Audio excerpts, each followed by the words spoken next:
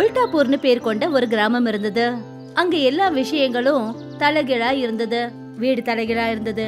அது மட்டும் இல்லாம ஜனங்க வேலை செய்யற முறையும் தலைகீழா தெரிஞ்சது. அப்புறம் ஒரு நாள் இந்த விஷயம் ஷிம்லாப்பூர் கிராமத்தை சேர்ந்த ஹரிஷுக்கு தெரிஞ்சது. அப்புறம் அவரே இப்படிப்பட்ட கிராமத்தை தன்னோட கண்ணால பாக்கணுங்கிறதுக்காக வந்தாரு. அவர் அங்க பார்த்துட்டு என்ன சொன்னாருன்னா, அட என்ன இது, நான் எப்படி கேள்விப்பட்டனோ இங்க எல்லாமே அப்படி தலைகீழ தானே இருக்கு. வீடு பாதை எல்லாமே தலைகீழா இருக்கு. ஆனா இது எல்லாம் எப்படி சாத்தியமாச்சு? ஹரிஷ் கிராமத்துக்குள்ள போனாரு. அப்புறம் அவரு அங்க ஒரு ஆளை பார்த்தாரு. அவர் தன்னோட சைக்கிளை பின்னாடியே ஓட்டிக்கிட்டு வந்தாரு. அப்புறம் ஹரிஷ் அவர்கிட்ட என்ன கேட்டாருன்னா, இங்க பாருங்க, நீங்க எனக்கு ஒரு விஷயம் சொல்றீங்களா? இங்க ஏன் எல்லாமே தலைகீழா இருக்கு? நீங்க எதுக்காக சைக்கிளை பின்னாடி ஓட்டிட்டு வரீங்க? அதெல்லாம் எனக்கு தெரியாது. ஆனால் எப்போத்துலேருந்து நான் இந்த கிராமத்தில் இருக்கணும் அப்போலேருந்து எல்லாமே இப்படி தான் நடக்குது. ஆனால் நீங்கள் இந்த விஷயத்த கிராமத்து தலைவர்கிட்ட போய் கேட்கலாம். அவருக்கு கண்டிப்பாக ஏதாவது தெரிஞ்சிருக்கும். அப்போது நான் அவரை எங்கே போய் பார்க்கலாம்? கிராமத்தில் உங்களுக்கு ஒரு பெரிய மரம் தெரியும். அந்த மரம் கிராமத்தில் ரொம்ப தனியாக இருக்கும். உங்களுக்கு ரொம்ப ரொம்ப நன்றிங்க.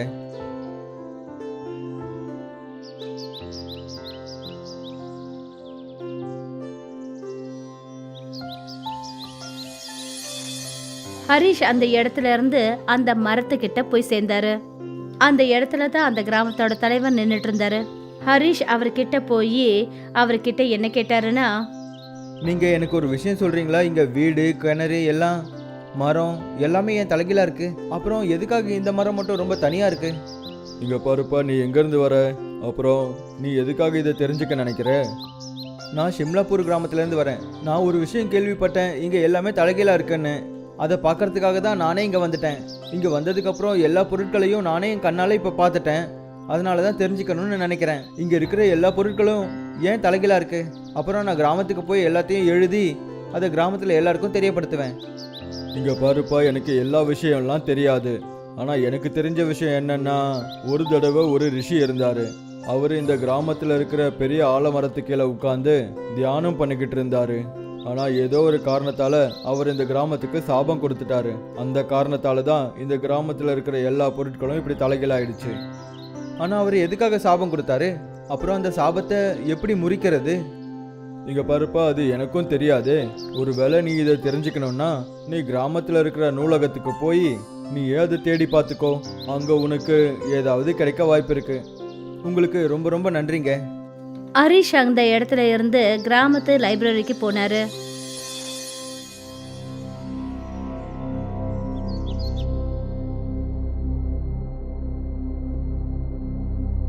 அங்க எல்லா புத்தகங்களும் உல்டாவா எழுதி இருந்தத பார்த்தாரு. இங்க இருக்கிற புத்தகங்கள்ல எழுத்துக்களும் தலைகீழா தான் இருக்கு. இதை படிக்கிறதே ரொம்ப கஷ்டமா இருக்குமே. ஹரிஷ் அந்த புத்தகங்களை படிக்கிறதுக்கு முயற்சி பண்ணாரு. அப்பதான் அவருடைய கவனம் ஒரு புத்தகத்து மேல பட்டுச்சு. அது மற்ற புத்தகங்களை விட கொஞ்சம் வித்தியாசமா தெரிஞ்சது. ஹரிஷ் போய் அந்த புத்தகத்தை எடுத்து அந்த புத்தகத்தை திறந்த போது அவர் என்ன பார்த்தாருன்னா, அட, இந்த புத்தகத்துல மட்டும் எல்லா விஷயங்களும் நேரா எழுதியிருக்கே. பார்க்கலாம், ஒருவேளை இதுல ஏதாவது எழுதியிருக்கலாம்ல. நமக்கு இந்த விஷயம் தெரிஞ்சாலும் தெரியலாம், எதுக்காக இந்த கிராமத்துல எல்லாம் இப்படி தலைகீழா இருக்குன்னு. ஹரிஷ் அந்த புத்தகத்தை படிக்க ஆரம்பிச்சாரு. அதுல அந்த கிராமத்தோட கதை எழுதப்பட்டிருந்தது. பல வருஷங்களுக்கு முன்னாடி ஒரு துறவி இந்த கிராமத்துக்குள்ள வந்தாரு. அப்புறம் அந்த ஊர்ல இருந்த பெரிய மரத்துக்கடியில போய் உட்கார்ந்தாரு. அந்த சமயம் அந்த கிராமத்தோட பெயர் சீதாப்பூர்னு இருந்தது. அப்புறம் அந்த துறவி எல்லாருக்கும் நல்ல விஷயங்களை கத்து கொடுத்துட்டு இருந்தாரு. அந்த துறவி ஒரு நாள் கிராமத்து ஜனங்களை ஒண்ணு கூட்டினாரு. அப்புறம் அவங்களுக்கு ஆலோசனை சொன்னாரு.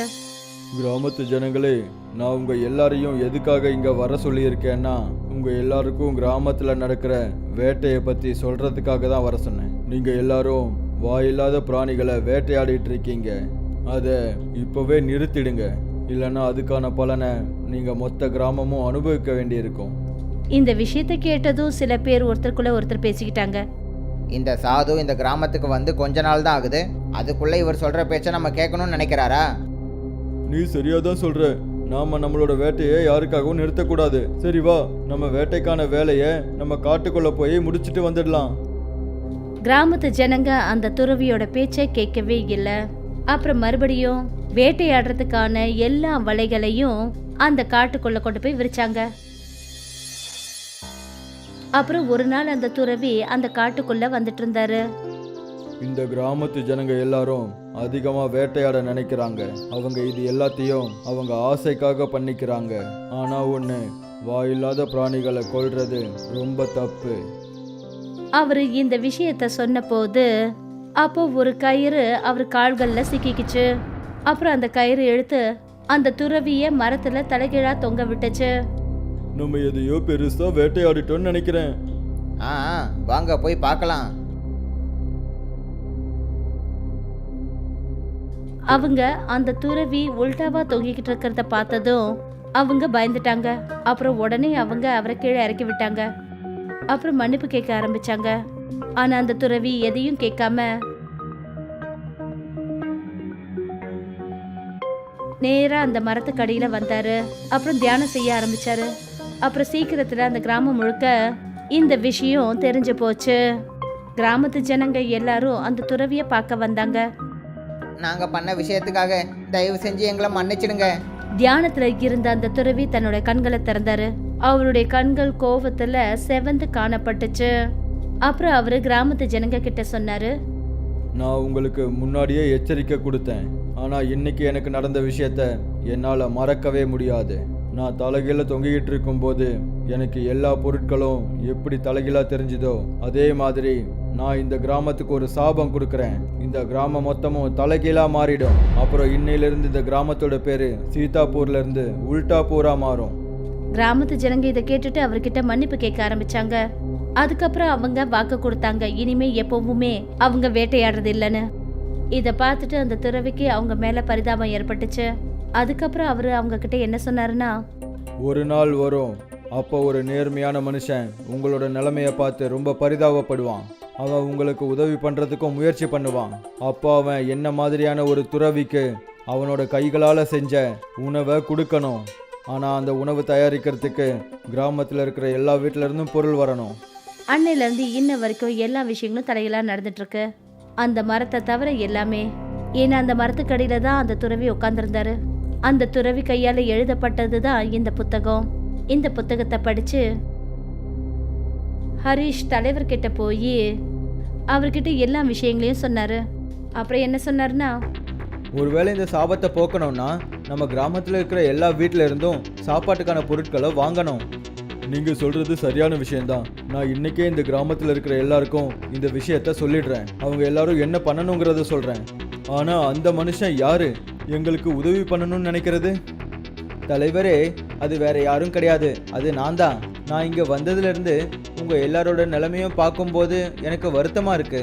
அப்புறம் நான் இப்போ உங்க எல்லாருக்கும் உதவி பண்றதுக்கான ஏதாவது வாய்ப்பை தேடிக்கிட்டு இருக்கேன். அப்போதான் எனக்கு அந்த புத்தகம் கிடைச்சது.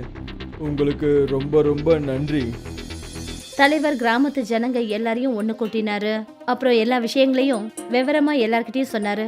அதுக்கப்புறம் கிராமத்து ஜனங்க என்ன சொன்னாங்கன்னா, நாங்க அது எல்லாத்தையும் பண்றதுக்கு தயாரா இருக்கோம். நாங்க இந்த சாபத்துல இருந்து வெளியே வரணும். ஹரீஷ், நீ சாப்பாடை செய்.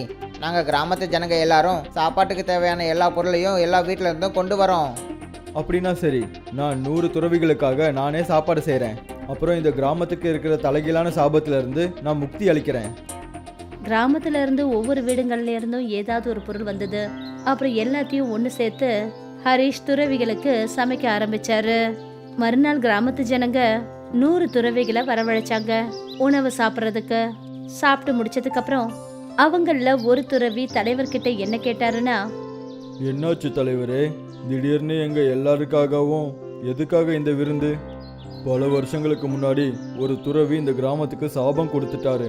அப்போத்துல இருந்து இந்த கிராமத்துல எல்லா பொருளும் தலைகீழ் ஆயிடுச்சு. அது வீடா இருந்தாலும் சரி, மரமா இருந்தாலும் சரி, இல்ல கிணறா இருந்தாலும் சரி. அப்புறம் அவரு என்ன சொன்னாருன்னா, இந்த விஷயம் எல்லாம் எப்போ சரியாகும்னா ஒரு நேர்மையான மனுஷன் எங்களோட இந்த கஷ்டங்களை எல்லாம் பார்த்து எங்க மேல கருணை வைக்கணுமா. அப்புறம் அவன் 100 துறவிகளுக்கு அவனோட கையால செஞ்ச உணவை சாப்பிட கொடுக்கணுமா. அப்புறம் அந்த சாப்பாட்டுக்கான பொருட்கள் கிராமத்துல இருக்கிற எல்லா வீட்டுல இருந்தும் வரணுமா. அந்த துறவி ஹரிஷ தங்கிட்ட கூப்பிட்டாரு. இங்க பாருப்பா ஹரிஷ், நீ இந்த கிராமத்துக்காக செஞ்ச விஷயம் அதெல்லாம் பார்த்து எங்களுக்கு ரொம்ப சந்தோஷமா இருக்கு. ஒருவேளை இந்த கிராமத்துக்கு சாப முக்தி கிடைச்சதுன்னா அதோட முழு பலனும் உனக்கு மட்டும்தான்ப்பா கிடைக்கும். இங்க பாருங்க சாது, இது என்னோட கடமை.